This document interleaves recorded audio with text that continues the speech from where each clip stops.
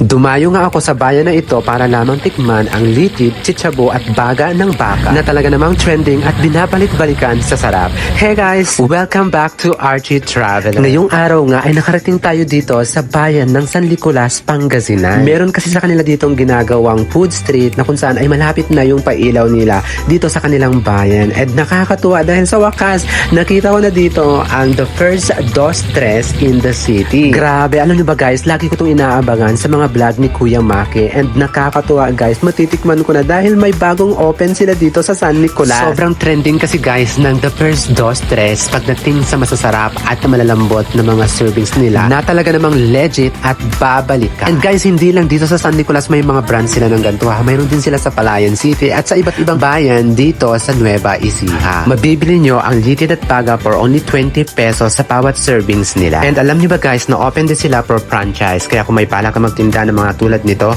ay aba, tingnan mo na sa bayan nyo kung mayroon pa nagtitinda nito or wala pa, dahil talagang the best itong iserve para sa mga kababayan natin. Especially dun sa amin sa Aurora Province, wala pa talaga nito guys. Kaya kung sino man sa inyo guys na may balak magtinda nito, ay message nyo lang yung kanilang Facebook page na nakatag dito sa ating video. Sana makita ko kayo sa Sabang Beach o syempre sa Kasiguran, Aurora. Maraming salamat for joining me today and that's the Archie Traveler Experience. Mag-iingat palagi. Bye!